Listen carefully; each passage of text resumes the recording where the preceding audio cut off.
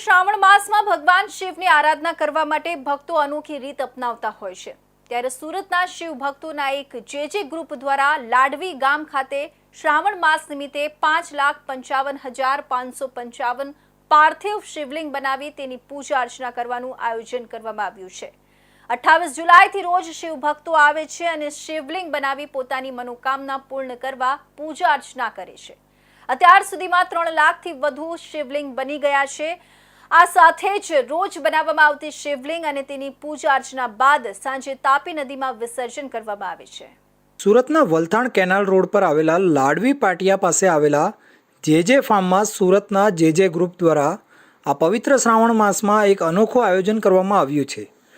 જે ગ્રુપના જયસુખભાઈ તળાવિયા, ભરતભાઈ ગોંડલિયા, વિપુલ તળાવિયા અને સંજયભાઈ વઘાસિયા દ્વારા શિવ ભક્તો માટે આરાધના માટે 27મી જુલાઈથી 23 ઓગસ્ટ સુધી એટલે કે આ શ્રાવણ માસ દરમિયાન પાર્થિવ શિવલિંગ બનાવી તેની પૂજા અર્ચનાનું આયોજન કરવામાં આવ્યું છે।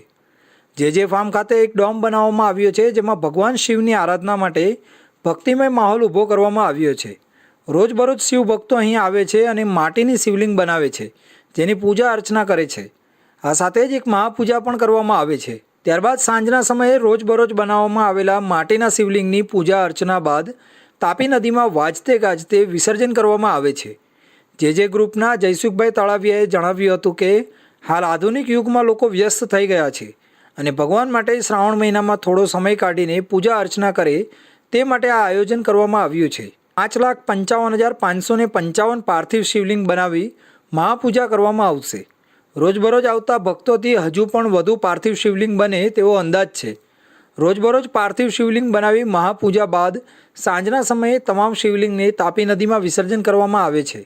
અત્યાર સુધીમાં 3 લાખથી પણ વધુ પાર્થિવ શિવલિંગની બનાવી પૂજા અર્ચના કરવામાં આવી છે। ભગવાન મહાદેવના પાર્થિવ શિવલિંગનું આયોજન કરેલું છે।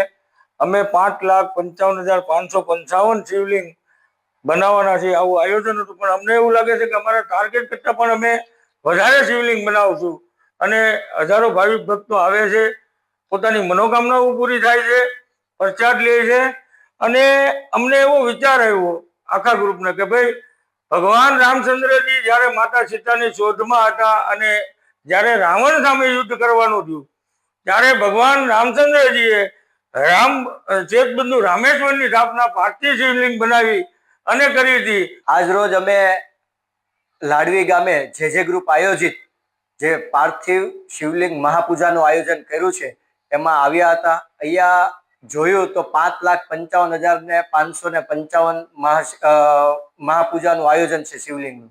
એમાં અંદર પ્રવેશતા જ 12 જ્યોતિર્લિંગના દર્શન થયા, સાથે દરેક વ્યાસપીઠ છે અને અહીંયા આવતા એવું લાગ્યું કે આજે જ અમારા 4 ધામના દર્શન થઈ ગયા છે, દરેકે દરેક જ્યોતિર્લિંગના પણ દર્શન થઈ ગયા છે।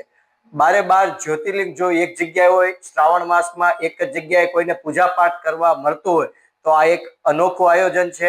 વધુમાં તેમણે જણાવ્યું હતું કે ભગવાન શ્રી રામે પણ રાવણ સામે યુદ્ધ કરતા પહેલા પાર્થિવ શિવલિંગ બનાવ્યું હતું અને તેમની મનોકામનાઓ પૂર્ણ થઈ હતી, જેથી અહીં પાર્થિવ શિવલિંગ બનાવી મહાપૂજાનું અનોખું આયોજન કરવામાં આવ્યું છે।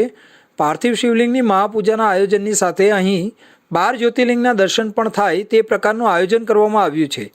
આ ડોમની અંદર પ્રવેશ કરતા પહેલાં 12 જ્યોતિર્લિંગ આવે છે, જેથી શ્રાવણ માસમાં ભક્તોને અહીં જ 12 જ્યોતિર્લિંગના દર્શન થઈ જાય તે પ્રકારની વ્યવસ્થા કરવામાં આવી છે। આ સાથે જ મહાપૂજાનું પણ આયોજન કરવામાં આવ્યું છે। સોમવારના દિવસે મોટી સંખ્યામાં ભક્તો અહીં આવે છે। સુરતના ડિંડોલી